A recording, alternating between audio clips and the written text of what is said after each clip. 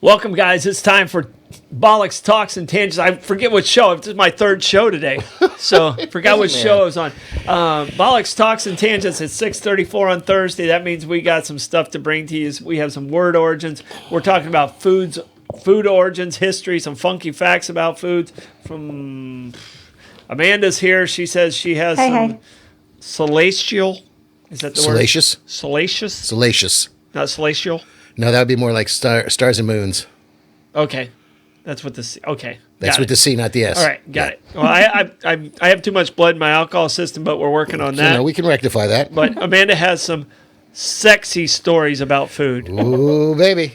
Woo, woo. They're a little saucy. Saucy.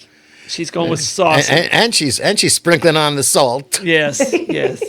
But we got some amazing. I'm hungry. I can tell you. I'm looking over at Lenny's, and you guys actually have dishes and stuff like that. And I stay with more vegetables and fruits.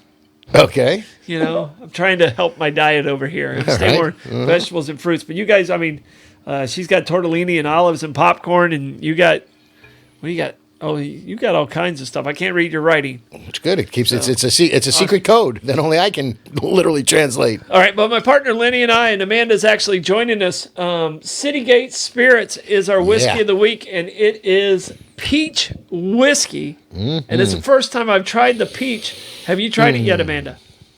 This is the first day. It is fantastic. I don't usually like peach alcohol. It's great. There's a lot of things I can flambe with this. I promise you that. Woo! That is good. Yeah. That is so good. Yeah, it's really good. So I sprinkle a little of that in a peach pie. Ooh, now we're talking. Oh yeah. So give it that sizzle. Yep. All right, but we got to pay our bills, and we got to say thank you to our amazing sponsors. We already talked about Citygate Spirits and the peach today. That one's. I'm telling you right now. Yeah. I like their other flavors and stuff like that, but I think that's my favorite. Yeah. It tastes peachy. It really does. It's very. Even the nose of it. It tastes like you're biting into a peach. Yeah. It really does. Yeah.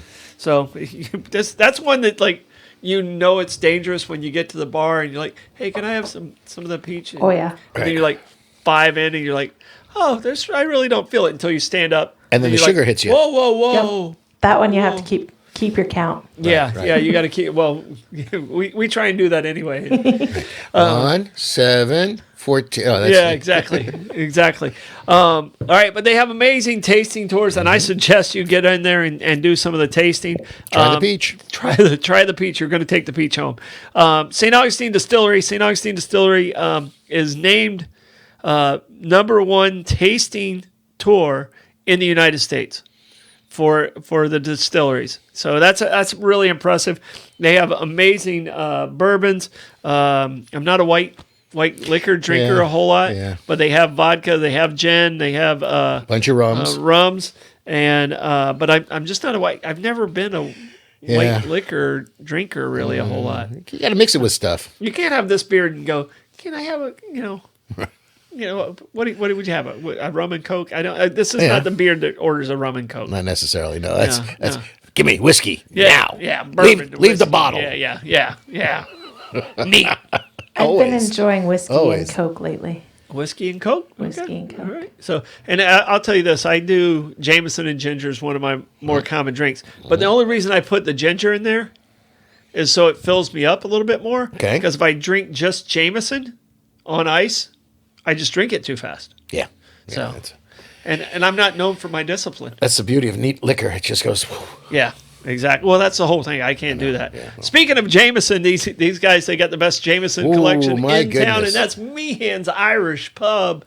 Saw Reggie. He ran in the 5K this past weekend. I screamed at him going by. Actually, he screamed at me on the porch. And I was like, "World's greatest sponsor right there." but you're pretty slow. No, Hey, actually, he was. but he's out there. No. His time was very impressive. I think it was right around the 20 mark. I mean, it was an impressive time when he came by. All right, but this place is great food, great people, 3 bars in one. If you haven't eaten at Meehan's and you say, "Oh, I don't want to eat at a bar," I'm telling you right now, it is great food. Food's really good. Great food. All right. Great people. It's tax season. I'm starting to get those 1099s in. They're starting to come in, and then you can feel like you open it, like, oh, where'd that money go? And Abear Kresge and Associates, they'll help you figure out where all that money went and let you hold on to what you have.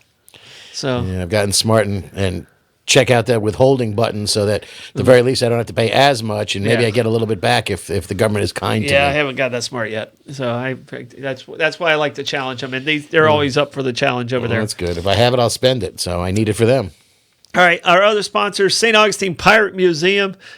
You've now finished I did. watching the Pirates. Now, don't you want to go Fascinating. back in? We need to go I do. back in there. I now. do. Absolutely. So, Absolutely. It's just and the thing that the pirates that attacked St. Augustine, and that was in the 1500s and the late 1500s all through the 1600s Yeah. before the fort was built. But as they kept calling it, the golden age of piracy. Yeah. It was like 3 years. Yeah. It's like 1715 to 1718. Yeah, and Nassau then- was super popular Yeah. for about 3 years. Yeah. So, That was it. Well, I hear pirates don't last long. yeah. No, Yeah. not really. Arrgh. Smart ones. I'm behaving yourself. I'm telling you right now, Amanda, I'm behaving yourself. Okay. Well, we do know what took out Blackbeard. Yeah, he got his head cut off. No, but what was he dying of before? Oh, syphilis. Oh, yeah. Syphilis Oh, was- yeah. And it was kind of graphic and mercury was theoretically the cure for syphilis because Yeah. if the syphilis didn't kill you, the mercury sure as hell was gonna. Yeah. And the way but they- it was the way they implanted yeah, that hurt. The way they implanted it. Just watching Did it. it go up the Directly in. urethra? Yeah. Pretty much, yeah. Oh, yeah, that's Yeah. great. It makes Yeah. you make this position that I'm Put in that right now. mercury as far away from your brain as possible so it takes a real long time to die. Yeah, I was trying to get it into the bladder, but Yeah. I think I'd take the syphilis. No, I'm not going to. I mean, that made me not want to be a pirate. That and several other things. Right, well, right. You get seasick. Yeah. Oh no! Actually, that's not the part. All right. Yeah, because everyone thinks what a pirate's favorite letter is. I do. Everyone thinks it's R, but no, it's the C. It's the sea. Yeah. All right. Maybe Kaiser's Deli and Market. Last but definitely not least, Oh, man. I picked up one of your pre-made meals there. Yeah, I okay. haven't tried it yet, Good. so it's sitting in the freezer waiting for me to follow the instructions. I would slack it out. If you're not eating it tonight and you're going to eat it tomorrow, leave it in the refrigerator overnight and let it start to thaw itself out. It'll heat quicker for you, and you can do it in a pan instead of have to do it in the microwave if you want. Okay, I'm not doing the bit of both. microwave. Yeah, good. I'm happy to. I'm very happy I to hear wouldn't do that. that to your food. I'm very happy to hear that. Yeah, I wouldn't do that to your food. All right, but Kaiser's Deli, they have the hole punch thing over Oh, there. yeah, 10, Blake's get already, 10, yeah. Blake's already earned his first free sandwich, Yeah. so he was excited about that. And Blake, if you're watching down there in Daytona, be safe. Yeah, Kaiser put a new sandwich on the menu, a turkey ranch BLT, Okay. honey maple turkey, bacon, lettuce, tomato, ranch dressing, cheddar cheese, I believe, on a fresh baked roll, hoagie roll. Looks delicious. I think I'm going to have to get one of those in the very near future. What's it called? Uh, Bollocks? Turkey. Yeah, well, there we go. Turkey ranch BLT. Yeah. He wasn't getting overly creative with that one, apparently. Yet. Okay. We can talk about it. And I keep talking about his curated selection of beer.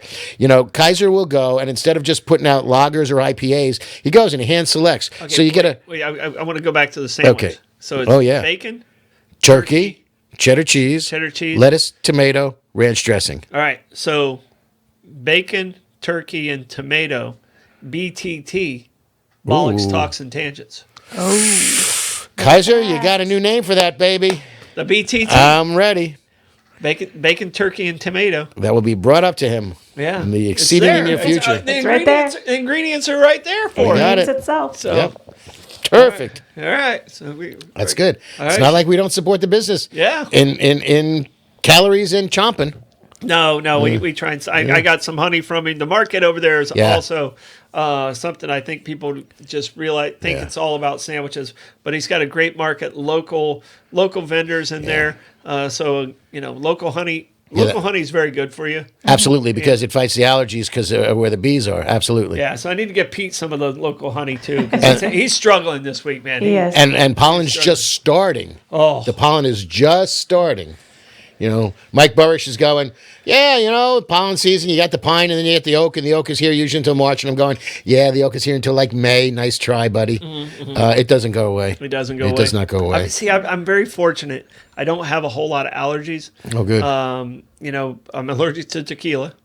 I can look respect like that. Barney if someone like slips some tequila in my drink. Yeah. I start swelling up and I turn purple. It's really not a pretty No sight. margarita Mondays for you. Oh no, and that's another white liquor that Yeah. Yeah. But I did love tequila like shots. Yeah, because it still had that kick to it. Yeah. sure. So I loved tequila shots back when I could, and I developed an allergic reaction when I was like 48 years old. Wow. So I guess I might have drank my limit of tequila, Right. and then it's like, nope, that's all you get for your lifetime. I have a new hypothesis. Every human has their limit of tequila. You just reached it early. I just Well, I think that's with a lot of things, I'm an actually. overachiever. Yes, you are. Yeah. I'm I just think an overachiever. there's quotas on pretty much anything that you can do in your life, and once you hit that point, you're done. Yeah. You just have to realize that that's the key. Yeah. All right. So we got some word origins. Okay. All right. You have a couple. I have a couple. Amanda, you did not bring your word origins I did because I not. did not give you that homework assignment. No, you so didn't. you are exempt from the word origins portion. Thank you. But you will participate in guessing some of these origins and where they come from. All right. All right. So are yours food based in any way? No. Okay. Both of mine are food based because No. I liked your trend. Right. So I stole the idea from you. Go so both with- of mine are go, food, baby, go, food baby. based, but I'm going to let you go first. Well, the first one is nitty gritty. Nitty gritty. Yeah, we need to get down to the heart of the matter, the nitty gritty. Okay. That's the meat of the issue. So it Yeah. could be food related Could be food related. if I go that way about it, and that's it. And there's two disputed origins of it. The more accepted one is it came out of jazz slang in the 1920s America Okay. from a black population and black jazz players. Okay. Probably out in New Orleans. Could have been Chicago, could have been a lot of places. Okay. But When you think of jazz, you think Chicago? no, I think of blues in Chicago actually. Yeah. Jazz, St. Louis. Yeah. Yeah. St. Louis? Yeah, Okay. yeah. It's all over the place. Jazz is all over the place. Yeah, it is. But I mean, Harlem, I think Harlem New Orleans. Renaissance. See, I don't think about blues in Harlem. I think about the jazz in Harlem. Yeah, jazz. Yeah. Jazz. I think about Yeah. New Orleans. What city you think of with jazz, Amanda? New Orleans. New Orleans. Yeah. Yeah. Nolans. New Orleans. So maybe it came from New Orleans. All right. But you got the Delta blues. Well, this It's a Mississippi Delta. St. Louis hockey team is called the St. Louis Blues. There you are. So Yep. Blues is more broad spectrum than jazz is everywhere because, well, like who would have thought that Utah would be the jazz? That was because the team came from St. Louis. New Orleans. For crying out loud, would you stay in one place? Leave your teams alone. It's still It's very New Orleans. confusing. Very Still confusing. New Orleans. They'll always be the Baltimore Colts to me. Yeah. All right. Nitty gritty. Let's get down to the nitty gritty. Okay, so the other option, which has been disputed, it's been promulgated frequently and then disputed a bunch, is that it came from the slave trade. And once they emptied the ship, they had to get down to the bottom of the boat, and in the bottom of the hold, they had to clean out all the detritus, including apparently dead slaves, and that was called the nitty gritty. Yeah, it was a little dark. That's really dark. Yeah, it's a little dark, and it's. I hope your other one's a little lighter than that. It's more musical. Oh, okay. Yeah. All right. What do you got for me? Well, I'm going to go with muckety muck Okay. because it kind of has that rhyme to it that nitty gritty did. Mm-hmm. Muckety muck. So you have any idea where muckety muck comes? You know what a muckety muck is, right? I was one once. You were a muckety muck. You were I a was. political Yep. guy. You're a mayor of Yep. Long Beach. Yep. You got the flag to prove it. But some people accuse me and Mike of being in the muckety muck here. Okay. And it actually means people of affluence or of influence. The muckety mucks make the decision in the world, but it came from the word muck, and it came from a Chinook jargon. All right, Chinook jargon is an actual language. All right, have you ever heard of Chinook jargon? I've heard of Chinook salmon. Chinook salmon is from the tribe, Right. the Chinook tribe, and this Pacific Northwest. Pacific Northwest. Have you ever heard of Chinook jargon at all? No. All right, it was an actual language that was in Oregon and Washington, and it was the trade language. It was like what's it? Pigeon, Yeah. language from the Chinook Indian, Native American Indian, that was transferred over along with some English, along with some French and some other. But it was an actual language called Chinook jargon, and it came from that. And muck meant a lot of food to eat. So it was like there's a lot of food, or that person has a lot of food. And at that time, if you had a lot of food, that means you were of the wealthy or of influence. Yeah. So you were a muckety muck. Okay. All right. So, but I didn't even know there was a language called Chinook jargon when I looked up muckety muck, Yeah, that's really cool. and I thought that was very unique. Here in your learning experience called Bollox, Talks, and Tangents. Please study. There may be a quiz. Yes. So yeah, and we're gonna If you get it wrong, you have to take a shot. we're There gonna you go. of tequila. Oh, God. But we're gonna have to research the language of Chinook jargon. So what was it? What was the Indians? The Whispers during the World War II. Oh, the Navajo Code Talkers? The Navajo, Yeah. code talkers. Yeah. So because no one could really Right. break it down, and they had a person that was with them that job was to protect the code talker. Sure. And if they were almost captured, their job was to kill their friend. There's only a couple of those gentlemen What a left. horrible assignment that would have been in World War II. Yeah. I don't know if anyone ever actually had to kill their code talker or not. Wow. I don't know that, but there's only a couple of those gentlemen left. That is, I don't know if any of them are still alive. I know I that thought the last one one of had them just just passed passed away away. recently, right? I'll see. Fairly recently. Yeah. But what an amazing, because it was Yeah. such a hard language. And it was a brilliant military tactic. what was the machine that was captured fairly The Enigma. early? The Enigma. And they kept it a secret for like 2 years. Sure. You don't want to let the bad guys know you're reading all their mail. Yeah. Yeah. So, okay, it's not time yet. It's not time yet. No, they'll know if we know that. Right. So it's not time yet. Yeah. All right, what's your next word order? My next one is we're staying on the rhyming situation here, and I went with a hurdy-gurdy. I don't know what a hurdy-gurdy is. A hurdy-gurdy is a musical instrument, actually. I don't. Hence the hurdy-gurdy man. I don't know what a hurdy-gurdy is. A That sounds hurdy-gurdy is... like, wait. We have, you're a boomer, right? Yeah. Are you a boomer? Yeah. I'm an X. We have an older millennial. Okay. Elder Do millennial. you know what a hurdy-gurdy is? A hurdy-gurdy? Yeah. I got nothing. Yeah, I got nothing on this one. It's a Learning experience right here. Right musical now. instrument. It's sort of a cross between... It's like a violin that has keys on it, and it's a crank instrument. It's got a wheel with a rosin string on it, and the wheel goes across the strings inside the instrument, and you control some of the pitch and Do you things. bring this snipe hunting?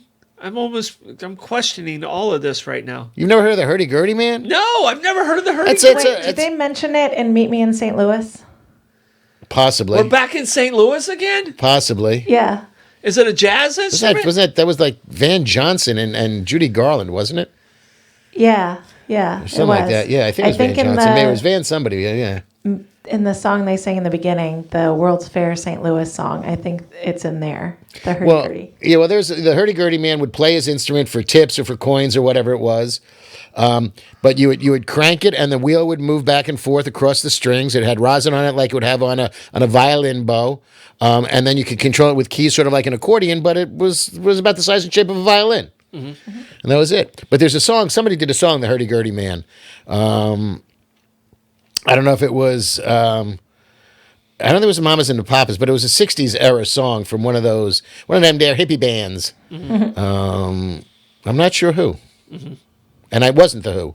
It wasn't the Who. It wasn't the Who. Well, I mean, you're talking about those bands, and I'm going to get to Mushrooms later. Oh, okay. So what the hurdy-gurdy is just an instrument. Correct. But it's not used in the Senate, so it's just an instrument. I'm sorry. Have you been playing the hurdy-gurdy? I thought I was hearing cats screeching in the background. That is your phrase? Well, if you wanted it in a sentence, you needed a sentence. I put it in a sentence. Wow, you got down to the nitty gritty on that one. That's exactly right. Did you proof this with Julie? No. What you were going to use today? No. And she's How about toss a dime to the hurdy-gurdy man? There you go. To the hurdy-gurdy man. All right. We might have to have Julie proofread your origins. Oh, well, she's better with my handwriting than I am, I think. But we don't know. All right. My second one is grab a bite. All right. We all know what grab a bite means. It's just grab a bite to eat and grab. So I wanted to find out when that phrase came to be. So a snack in England in the 16th century was just called a bite. Okay. But it was not used until the 19th century. In the late 1800s is when it started being used as a term of grab a bite, meant to us go out and get something to eat. So it became that verb of grab a bite. Are you still hurdy-gurdying? Donovan was the name of his 6th album. Donovan? The Told you it was in the 60s. The hurdy-gurdy guy? Hurdy-gurdy man. That was the name of his album. Wow. Who gave you that information? Was it in the comments? That exists? No, I looked it up just to make sure because I knew of it. Say, whoever knew that in the comments, I'm even more concerned for them. I can hear the song in my head. Here comes the hurdy-gurdy man. Yeah. Copyright strike. Yeah, well, that's right. Trust me. Good thing you couldn't sing enough. If they're getting that, if they think there's any relationship between that and the true lyrics of the real song, I think we're all safe here. Yeah, Bobby got it. Yeah, Bobby had it as a hurdy-gurdy man. 1968. So you got it. All right. All right. Let's get into some food stuff. Can we? I'm getting hungry here. Yeah, because I want to grab a bite as soon as we're done with this show. Okay, I think so. But grab a bite. A bite. That term came from the 16th century in England, and to grab a bite was late 1800s in the U.S. So that's the first time it was like shown in writing, and it became a kind of a common term. But it's just kind of weird how all the combinations come together.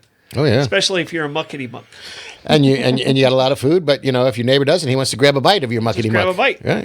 Get a little snack. Yeah. All right. So what little snack do you have on your list over there? Ooh. Well, I went right for the big one. I started with hamburger. Hamburger. I actually have a little bit of history on hamburger because me and Derek did some of this. Okay. Is it talk about the World's Fair or does it talk about Germany? Well, Germany and the United States. It started in Germany. A lot of it came with the German immigrants, who most of them left from the port of Hamburg and came over here. And it was an extension of French steak tartare to a hamburger steak or a Hamburg steak in Germany, to a frikadelle, which is like a meatball in Germany and Scandinavian countries. Yeah. A frikadella is a meatball or meat patty. And then the popularization started in the 1920s with White Castle and the 1940s with McDonald's. Yeah, but I believe it had something to do with the World's Fair, and I think it was actually in Milwaukee or one of those. And the Hamburg steak, which was like the actual meat patty. Right. And because it was at the World Fair, so many people were walking around. The gentleman who was making the Hamburg patty plopped it between a bun. And that became so popular, and that's where the hamburger basically, the U.S. hamburger basically found its life at that World's Fair. Okay. Because you could hold it. Right. So. Which brings us immediately to the Earl of Sandwich. Early. Right. The Sandwich Islands. No. That's what it was named after. Did you not know that? The Earl of Sandwich, yeah. No. The Sandwich Islands are named after the Earl of Sandwich. Right. Yeah. But the sandwich isn't named after the Sandwich Islands. Right. Yeah. Yeah. Cook named Sandwich Islands after the Earl of Sandwich. Sorry, I'm stepping on your... No, it's interesting. I really thought I wrote down the 4th Earl of Sandwich, but I don't know what I did with it. It's over there there somewhere. it is. Right, okay. It's over there somewhere. Yeah, John Montague, the 4th Earl of Sandwich. And you know what this comes down to is the fact that he was a gambler. And he was playing cards all the time. And he didn't want to mess up the cards, so he had them put his meat between two pieces of bread, hence the sandwich, so he could eat with one hand, play cards, and not make a mess. Yeah. Pragmatic. Yep. Yeah. I can tell you what, I've had some messy sandwiches. Oh, yeah. You know who's got some messy sandwiches? That's why they call it Sloppy Joe. Oh, drooling all over the place. Everywhere. That's why we double wrap. That rolly. Oh, so good. I had a bada bing the other week. Did you finally? Good, yeah. Did you make all right, it good. there? Oh, I know you've been waiting for that. I Good. know. Oh, I'm happy to hear that. Yeah. All right. Amanda, we are going to go Earl sandwich. You want to talk more about that? No, just the fact that he was a playing cards, gambling he was fool, and he wanted to keep his hands clean and neat. That's where sandwich came from the Earl of Sandwich. Yeah. The fourth Earl Yeah, of Sandwich. but the Sandwich Islands, which is the Hawaiian Islands, Yep. Cook named the Sandwich Islands after the Earl of Sandwich. I guess they were buddies or something. Yeah, if he- Popular dude. If he had gone to Germany first, it could have been the Hamburg Islands. Yeah, it could have been. I don't know. Yeah, could Okay. have been. All right, Amanda. Now you've given me 5 choices Yep. over here. All right, so I'm going to start with a snack. Wait. I want to know of your choices. You said 3 of them are saucy. 2 of them are saucy. 2 of them are saucy. And we're not talking dripping off of the side saucy. I mean, it's both. Oh, the plot We'll go thickens. tortellini. The plot thickens. Tortellini, is that one of the saucy ones? Yeah, we can do Okay, tortellini. we're going to do tortellini. And if Alright. you guys are wondering why I keep leaning back away from the camera, Amanda's head is directly behind one of the cameras, so I have to lean back to see her. There's no producer cam on Bollox. Yeah, tortellini. Tortellini. I All want to right. hear the sauciness of tortellini. So there is an eternal rivalry between Bologna and Modena as to who actually can claim paternity of the tortellini. But the story It'd be is maternity in this case. yes, I told you it's saucy. All right. So the legend goes that the goddess Venus, the goddess of love, once stayed in a tavern in the town of Castelfranco Emilia, halfway between Modena and Bologna. And so the proprietor was kind of a creeper and followed Venus up to her room where he peeped at her through the keyhole. His name was Tom. I was going to go with That's next week's Harvey. word origin. Right. So he's peeping at her through the peephole, and he sees one part of her body that inspires him, her belly button. The navel. Yep. So he sees her belly button, and he runs downstairs to the kitchen. I mean, whenever I see a naked person I'm attracted to, my immediate thought is pasta. So he runs to the kitchen, rolls out a sheet of Mine's pasta. belly button. It's weird. It's fresh egg pasta, and he invented the shape of Venus's navel as pasta, and that's the birth of tortellini. Thank goodness he never watched I Dream of Jeannie. That's as opposed to the birth of Venus, where she's coming out of a clamshell in the Uffizi Gallery. Yep, There you go. That's the other one. Did you get the I Dream of Jeannie reference? I did. Yeah. Did you? I did, yeah. But you had to imagine. But you had to imagine her. She had It's to hidden. pull- Right. Yeah. You had to She had to imagine the pull belly it up. button was there. Yeah, Exactly. Yeah, she had to pull it up Genies- so you couldn't see it. Genies aren't born, so they don't have belly buttons. Yeah. Well, that's a good way to get around it. Interesting. All right, so the original stuffing mix for tortellini was loin of pork, prosciutto crudo, mortadella di Bologna, Parmesan cheese, eggs, and nutmeg. So he porked about Venus's right. belly That's button. good. That works. Yeah. Yeah. All right, can you make me that original? I can. Chef- As a matter of fact, Chef Lenny? I can. Okay. Yeah. All right, that sounds amazing. And intriguingly enough, there's a universality to food, because if you look at a tortellini and you look at a wonton, they're virtually folded or formed the same They're way. very similar. Yeah. Yep. You know, as a kreplach. So you go into almost any As a what? kreplach. What the hell is a kreplach? It's a Is it- Jewish wonton. Yeah, thank you. It's a Jewish wonton. It's a Jewish wonton. Yeah. Kreplach. Kreplach. Why does Jewish food always sound like you've got phlegm? Because you do. Kreplach. That's right. Exactly. You gotta just hock that stuff out. I mean, they're desert people, so the phlegm is a protective Yeah, it's, mechanism. it's the dust. They're clearing the dust. Yeah. Got it that gracefully, didn't we? Exactly. There's no, But- I didn't stick the landing switch. No. Oh, Yeah, God. I know. She covered you on that one. Well, I've been wearing pork pies, and everyone this week said, "Are you Jewish?" And then he asked me if they had any deals on You jewelry. don't have your payas showing, so Yeah. it's not gonna fly. Yeah, no, I can't. The I beard, can't pull that off. the beard and the derby work, but yeah, I can't pull that off. Yeah. I can't do the. Yeah. Can't do the little the payas, curls. yeah, The What are they called? sidewalks. payas, Payas. payas. Man, I'm learning a lot today. Stick with me, kid. Man, this is Pretty soon we'll get you circumcised. This is a very. I think that was handled on day 4. Okay, good. Better there. I've gone to more brisses and I biscuits. know I was there. Yeah, because I see the results. Okay. Have you ever seen Patrick Stewart talk about how he always believed he was circumcised? It was on Graham Norton. Graham Norton's show. He tells this story where he 100% believed he was circumcised. And he And goes- his wife is like, no, you're not.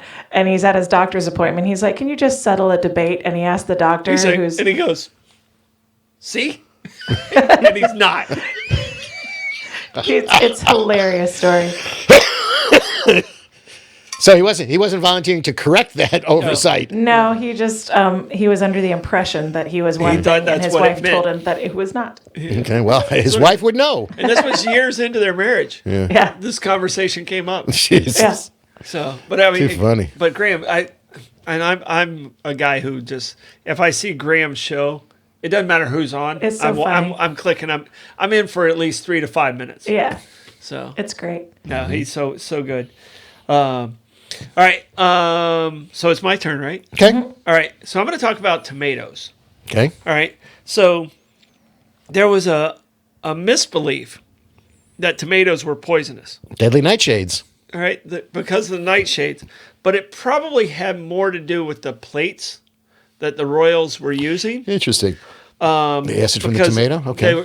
Because the acid from the tomato on pewter plates created a very toxic situation, and it killed a lot, because only rich people could afford pewter plates, and it killed a lot of like the rich people.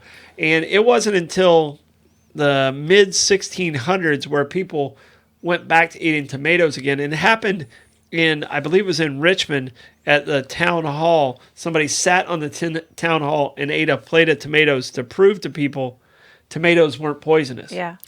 But the myth was they were poisonous and toxic because of the nightshade, and because of the pewter, everything was working against them. But there's no way there could have been a BTT No. without tomato. No. So Kaiser, you're welcome. Thank you. That's a classic case of causation does not equal, or what is it?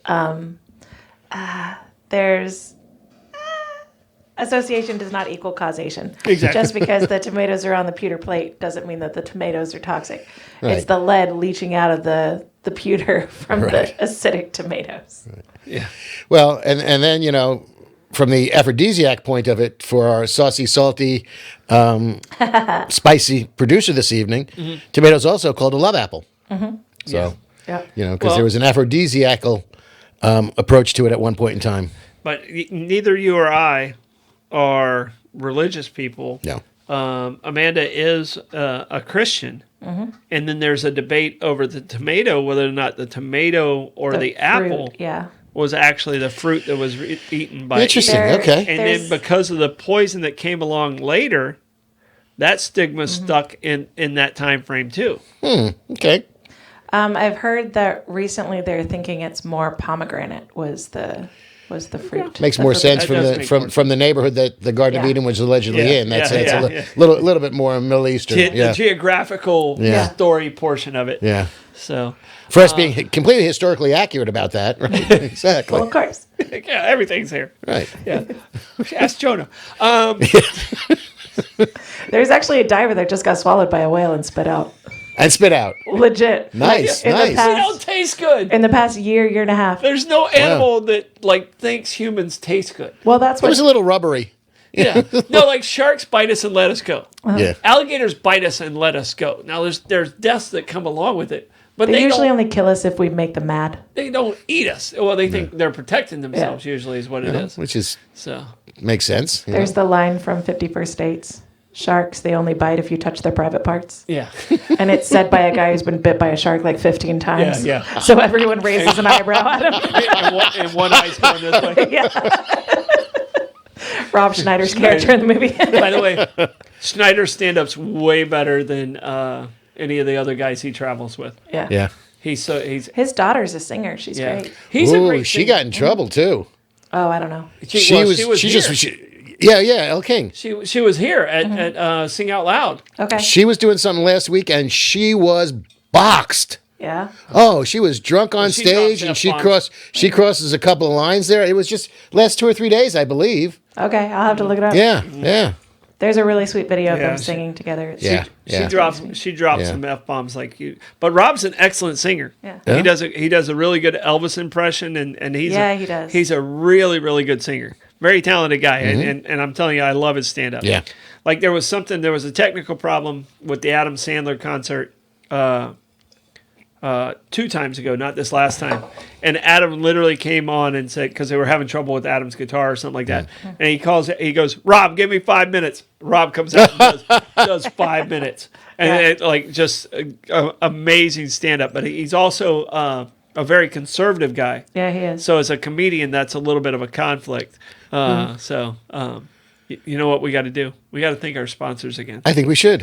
All right, I'm going to start with Kaiser's. We've kind of given him some props today. I think he deserves it. He's worked hard. I'm looking forward to it. So proud of Kirk and where he's at right now, and his place is fire. Is that the proper term? Well, I sat by a fireplace there, so Right? it's actually Is that very nice? fitting. Very comfortable. It's beautiful. It's so nice inside. Like you say, they have great vendors. So if you're looking for local produce, if you're looking for, any small batch, small business, they really represent there. It's great. Yeah. And his beer selection. I mean, talk about Yeah, I mean, that's what I keep talking about. He hand selects the beer. That's when I keep saying it's a curated selection of beers. He balances it out. So it's not all lagers. It's not all IPAs. He mixes and matches the Belgians, the ones made by the Trappist monks and the Framboise, as opposed to the Delirium Tremens. He's got I don't even know what you're saying, Dennis Miller. I followed at least half of that. He's gone back to old school too, because now he's what he calls hand grenades. I call them Miller Nips or little ponies. Yeah. The little 8 to a carrier, little Miller High Lifes. Oh man, those are just the most efficient little beers there are. It's just that's good. Next, they don't get warm on you because they don't last that long. No, they're gone. That's a swig and you go. They're gone. But check out Kaiser's. If you haven't checked out Kaiser's, when you get there, let them know we sent you. Yeah. And get your punch card. Right now, you get your punch card. You will not be disappointed. There's no way you can have a bad meal there. It's just that good. Yeah, you get the Blake. It's a White Street Toasted. White Street Toasted. That's it. All right. We're working on the BTT. Ask for the BTT. Right. All right, St. Augustine Pirate Museum. They also have the Colonial Oak. They also have the Bull and Crown. These guys do an amazing job in the community. Cindy, her entire staff over there, the Croce family, just appreciate you guys being here. They have over 800 artifacts, original artifacts in that museum. You can go there several times. You still won't see everything. All right, Abear Kresge and Associates. It's tax season. Best CPAs in town. They're my guys. I'm still here. I'm not wearing vertical stripes, so that says a lot. Lovely plaid. Right. It says a lot about how amazing they are as accountants. All right, Meehan's Irish pub, and I can tell you right now, I love their food there. Mm-hmm. They have the wings back, but they took off my nugs. I know. They took off the chicken nugs. I'm a little sad about that, Reg. Tipperary bites. Yeah. Oh, those were so good. Oh, they were so good. Wings are excellent, though. But I can tell you right now, I love their chicken curry. Mm-hmm. I don't know if you've ever had their chicken curry, and their pot pie is amazing. So their shepherd's pie is amazing. And if you're looking for meatless, go with the mac and cheese. You can't go wrong. Oh, yeah. That's Blake's number one. Have you eaten at Meehan's very often? Oh, yeah. Fantastic wings. I love mac and cheese. I'm across the board. It comes in a boat. The mac and cheese comes in a plate that's about yay big. A slew. You need to eat it early in the night because it comes out hot and sizzling just like a fajita, so you don't want to burn yourself. Right. Yeah. All right, and last but not least, St. Augustine Distillery and Citygate Spirits right there on Sponsor Row. These guys are just amazing guys. So proud of where they're at. They took an idea and run with it, and they've done an amazing job. Great community people, and appreciate them being on Bollox Talks and Tangents. All right, I'm going to get us started with some. I'm staying with my fruit categories over here. Okay. All right, Florida oranges. All right, origins of Florida oranges. Okay. Do you know who brought Florida the oranges, or the story goes that brought oranges to Florida? No, refresh me. Was it the Spanish? It was the Spanish. Yeah. But guess who it was?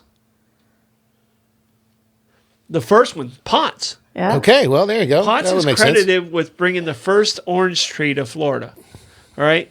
So that means the first orange tree had to be somewhere around the Ponte Vedra, St. Augustine area. Now, a lot of people don't realize how strong the orange industry was in St. Augustine. Lincolnville was an orange grove. Yeah. Mm-hmm. All right? Yeah, Flagler bought an orange grove for his properties, right? Yeah. Alpine Grove was an orange grove in Julian Creek, the Park Alpine, that Alpine area there up in Switzerland. So gradually the orange industry moved further south as the railroads moved further south. But I thought it was very interesting that it was introduced by Ponce, all right? But it wasn't until like the 1870s, 1880s, early 1880s, when they started grafting the sweet with the sour. Okay. So most of the oranges that were here prior to that time were sour oranges. Which is very prevalent in Spanish cooking. Yes. You know, in mojo sauce and things of that nature. Yeah. Yeah. But I mean, if you don't know what grafting is, if you grab just a wild orange that's out there on its own, more than likely it's going to be a sour orange and it's going to be very, very bitter. Did you ever learn how to graft an orange tree? Yeah. Yeah, or any other type of tree. Yeah. Or rose. Just slice it and Yeah. put it in. Yep. You put make it down a and then V cut, do it, tie it up. electrical tape. Yep. Well, or wire or anything you need to do to hold it on. Yeah, we Do use plastic electrical wrap. Well, you're too. fancy. tape. Yeah, we use electrical tape. So that's what Friction tape. That's what my grandfather taped his finger back on with.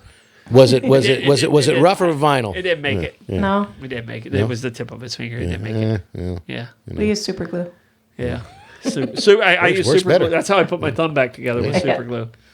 So, Slicer. but the only problem with super glue is it burns. Oh, yeah. Oh my gosh. It'll it put burns. hair in your chest. Whew. That's And if you're not careful, you'll have both fingers attached to it too. It works really good if you're not Which careful. I heard that if you add more super glue when you stick skin to skin, if you Really? add fresh super glue and then start moving it, it'll break it apart. Interesting. That I You can just see have that to way. break it apart quickly. Yeah, right. I think that, Otherwise, all of a sudden, right? Yeah. I think that's more dry erase. That's also dry erase. Yeah. Stubborn dry erase, you can put fresh dry erase More? on top. Okay. Put fresh Good to dry know. erase and then it comes off. It'll also remove Sharpie. You can put Sharpie on glass, and you can. clean Rebecca, it with you hear dry that? erase. It probably is not going to work on my. Alcohol on fabrics. It works on fabric. Use rubbing alcohol to get Sharpie off fabrics. Rubbing Okay. alcohol on fabrics. Yeah. Okay. Dry erase on sealed surfaces, but rubbing alcohol on Here porous. at Eloise's Hints. By the way, she's so mad at me right now. I'm not telling you what happened, but there was a It Sharpie happens. accident. So Sharpies happen. Dry erase markers are worse. Dry erase markers don't come out of fabrics, so you can get Sharpie out of fabrics. you can get some. Wow, that is such a good mom hack right there. Right. Yes. Well, I'm allergic to latex, so I have enough kids that I learned how to get Sharpie out of fabrics. There you go. There you go. That's awesome. All right. But Ponce de Leon is the person who brought the orange, and the orange industry really did not hit its swing until Henry Flagler got the railroads here. So I had to do a food that brought us back to St. Augustine. Yeah, Washington Oaks State Park down a little bit further south. Yes. You keep going south. That was the winter home of the guy who was the president of General Electric, and his wife. His wife was like the first and youngest millionaire woman in America. Really? Yeah, and she had a lace business that she ran out of the Philippines. She had Filipino women tatting and making lace for her, and she turned this business into a $1 million business apparently. And their cottage is still there where they used to live, and it was between the Intercoastal and they owned all the way to the Orange, and there was orange groves there, the gardens there. If you haven't been to Washington Oaks State Park, the gardens are beautiful, absolutely beautiful. But the old guy who was the president of GE would sit on the road and he would sell his oranges. Seriously. You say that's like a bad thing. No, it says you got to give him something to do. Sounds very relaxing to me. I think so. How much traffic could there have been back then? I mean, tell you- he didn't need the money, so why not just talk to people? Yeah. Yeah. Yeah, want an orange kid? And I can tell you, DeLand had a lot of oranges. They had Ardmore Farms there, which is now bought out by Minute Maid and Coca-Cola Company and stuff like that. But one of my first jobs was picking oranges, and I was a little guy, and usually you pick the oranges from the outside, and then the smallest person has to crawl through the tree. And what they do is they till up the ground underneath during picking season. Okay. And you just kind of drop them down into the soft. And Okay. then there's somebody on the ground that picks. And but a lot of people don't realize the thorns that are inside of an orange tree. Oh yeah. And I can tell you, as Absolutely. a little guy who's inside the tree, these thorns are literally an inch long, And one of those hits you in the back as you're. Yep. There's screams and sounds you make. Yeah. that really, but I mean, I was probably 13, 14 years old. In picking season, I would work in the orange grove, and in fern season, I would pick weeds and cut fern. You pick weeds and you cut fern. Okay. And What'd you do with the fern? Well, ferns were sold to French and to the florist. Okay. And they were shipped all over the world. The land in Pearson, Florida, is the fern capital of the world. Most of the ferns that go to the florist and stuff most of the ferns that come from the florist and stuff like that come out of Pearson, Florida, and DeLand, Florida. And but I can never keep up with the Spanish migrant workers that cut the fern because it was you were paid by the bushel. Same with oranges. Mm-hmm. Oranges I can hang with the adults, but I can never hang with the fern cutters. So I ended up having an hourly job. Yeah. Picking weeds in the fernery, which sucked. The fernery. Sucked so bad. Get thee to a fernery, go. No, I'll tell you what. We need to make a road trip to DeLand, and because there's great music in DeLand, there's good food in DeLand, and just a lot of. Yeah. But as we get there, we might load up the RV and go down, make a road trip. Mm. But as we get there, we'll pass all the ferneries on the way, and it's Google ferneries. It's a really big industry. I love learning on this show. Yeah. So, but orange thorns are not fun. They're nasty. All right, Amanda. Most curious one I have on your list is popcorn. Okay. So I want to hear popcorn and. Well, popcorn's not sexy, but I'll tell you popcorn. All right. And I see Caesar salad over here. What's the other one that you want to? Well, we can talk about Delmonico's because that Delmonico's. Okay, broadens into everything. I'm with the steaks there. So we're doing popcorn and then Delmonico's, and then I'm going to have to order food on Uber Eats. Right. I'll keep it fast. So popcorn was probably cultivated as a domesticated crop around 9,000 years ago, but it wasn't until 2012 that archaeologists unearthed the first evidence of popcorn in Peru. It was a 6,700-year-old corn cob studded with puffed kernels. So the early popcorn probably resembled parched corn of today, which is made by cooking dry kernels in a frying pan. So it probably wasn't as, light and fluffy as ours today, and it was crunchier. So fluffy popcorn it came much, much later in the modern world with processing techniques to ensure the appropriate 14% moisture content so that the moisture expands, causing it to be light and fluffy. All right, so 6,700 years ago. I don't know. So 600, 700 years ago from Peru. 6,700. 6,700 years ago. All right, and they popped it on the kernel. Why I had it in my head, but I had this as Native Americans is where we got popcorn from. Well, they are natives. And they're South American, so but they it's are South natives. American. Yeah. Okay. So I'm sure that Indigenous if the people. Peruvians, corn was ubiquitous, along native cultures, and so I'm sure that they had some there version was a popped corn there, but that's just the earliest that archaeologists have found is 6,700 years ago, a cob with popped kernels on it.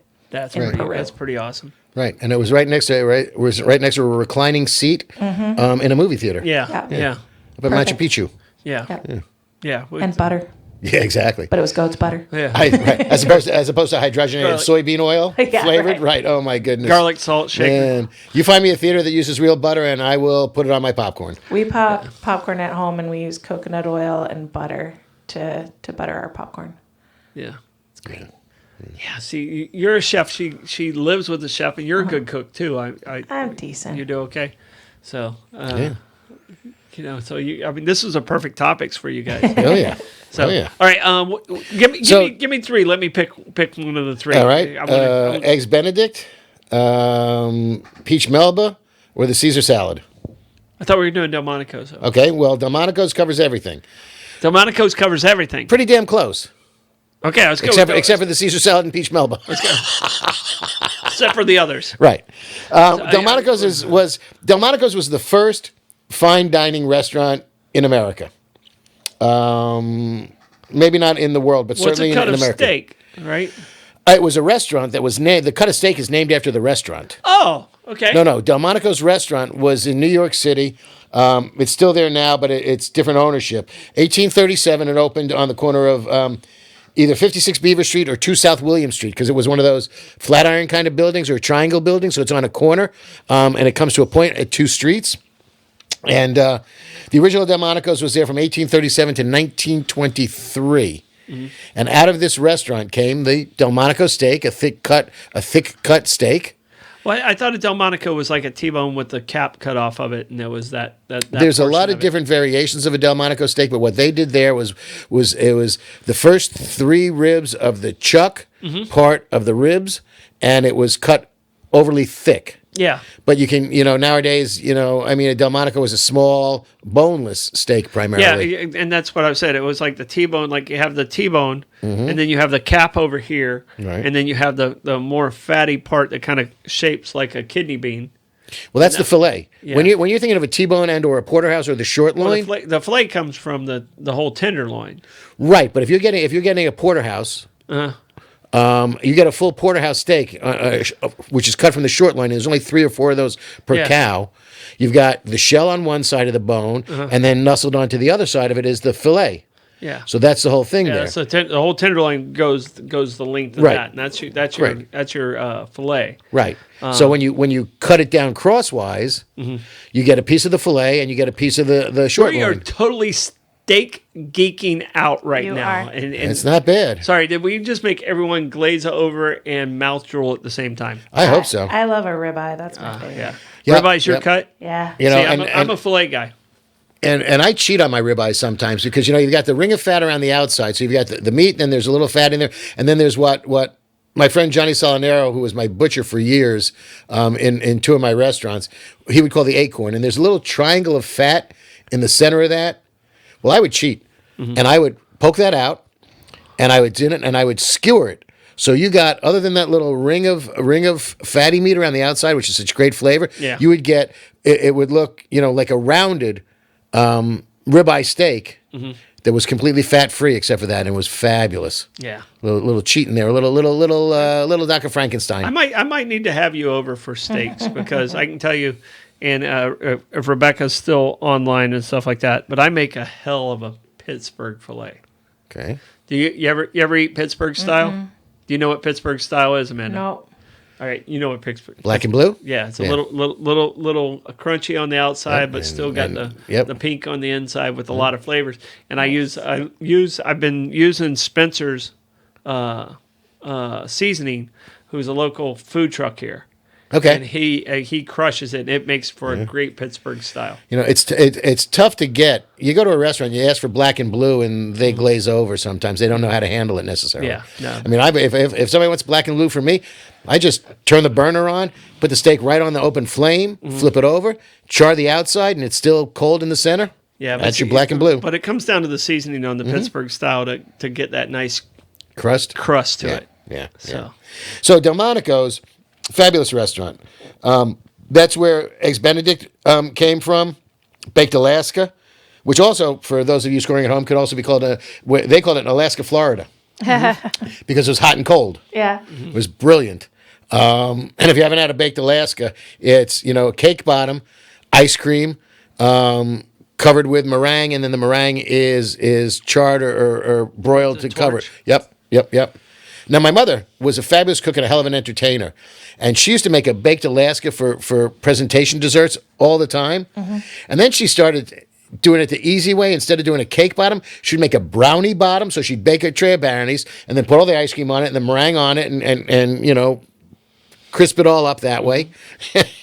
I can still see my father, because you got to be careful with the thawing and the not. So you have to freeze the damn thing, and the brownies would freeze freaking solid. Yeah. So my father would go in to try to cut it, and you know those fancy, silver cake knives. So you got the handle here, and you got the blade. It's a wedding gift. You used to Bend cut it. your wedding cake. Yeah.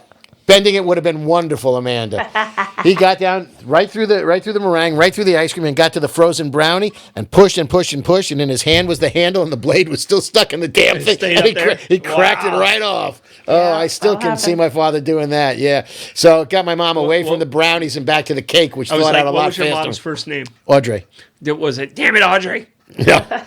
Because that's what would have happened in my house. No, it would have been yelling at the dad in my house. Yeah, no, my father worshipped my mother. He would never say that. He was madly in love and worshipped my mother. My grandfather worshipped my grandmother also, but every once in a while when she would do something that would just, I'd hear, "Damn it, D," because her name was Delilah, his name was Sam, and so I had Delilah and Sam as my grandparents. Yeah. So, but you'd hear "damn it," and my grandfather didn't cuss in front of us a whole lot, but when he said "damn it, D," I was like, "Oh, we're gonna leave the room." Eggs Benedict might also come from Delmonico's. Now there's the restaurant Delmonico's. The restaurant Delmonico's. Yeah. And there's a crossover between Delmonico's and the Waldorf Astoria.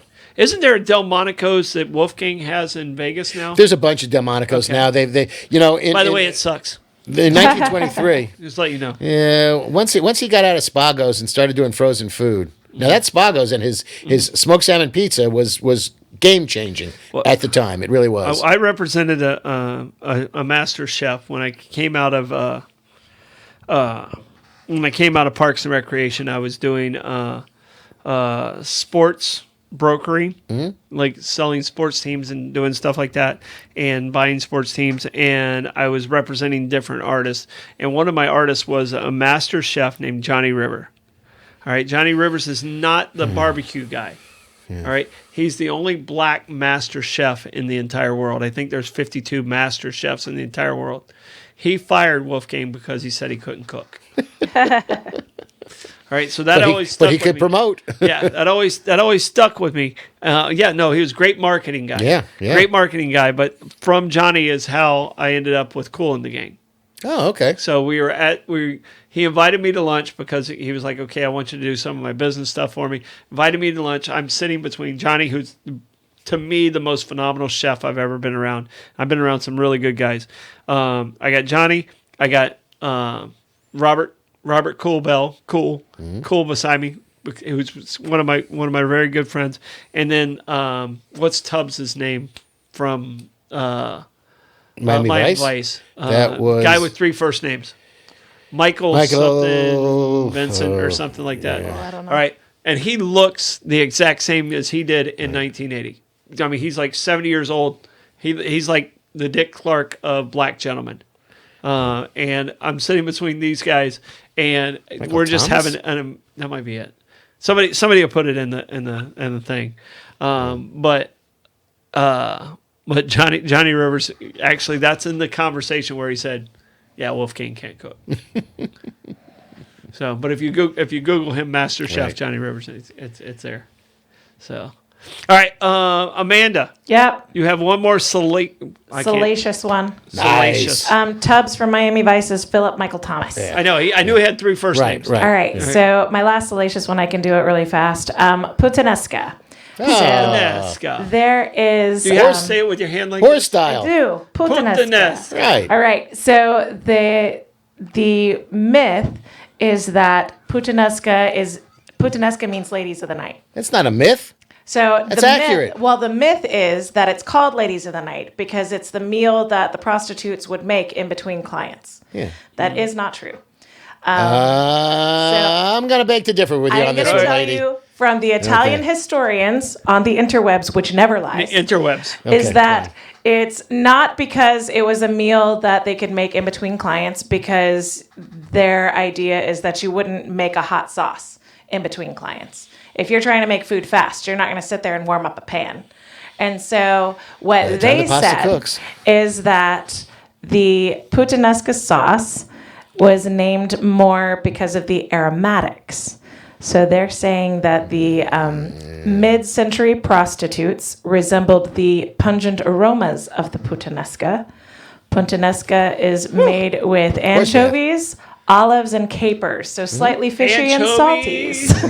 Oh, God. So that is why... And she's back. That is why the historians and they say honest Italians will tell you that puttanesca was probably more resembled the aroma of a mid-century prostitute, and that's why it was called instead of that being the sauce. And here's my question. Go ahead. Because I'm questioning when I was in Italy. Yeah. I don't think they cooked their stuff all the way. Everything was al dente. Sure. It wasn't hot, and it wasn't. I can tell you this: when I was in Rome thing that was most disappointing, the architecture was amazing, history was amazing.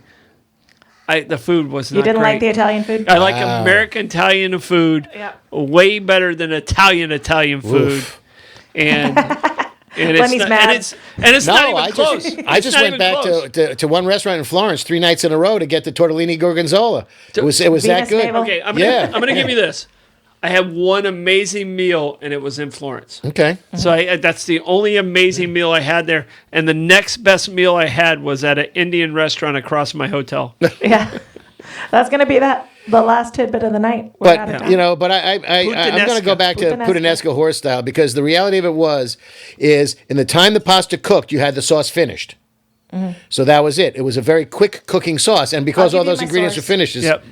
yeah, I'm going to give you me. I'll give you my I'm source. going to give you me. You know how Yeah, many but you're- puttanescas I made in my day? Puttanesca. More than 12. But you Does weren't it there when it smell like a started. You're old, prostitute? but you ain't that old. Oh, no, I ain't that old. Right. I ain't Hey, that you old. know what? That's a great show. I'm Yeah. hungry as hell. I got to go eat. And I want to say thank you to all our amazing watchers. Please hit that share button, get it out there. And our guest support producer, sponsors. Yay. Amazing Spicy Salties, guest, Sanctimonious. guest producer. Appreciate Amanda and your puttanesca. I'm gonna have A to order different that kind of next lady time. of the night. It's good. It's a good dish. Yeah. Yeah. But I appreciate you guys. Thank you again. Thank you, Lenny. Always. Excellent job. We'll be back next week. Bollox Talks and Tangents. See you at 6:34. Try the BTT at Kaiser's. BTT.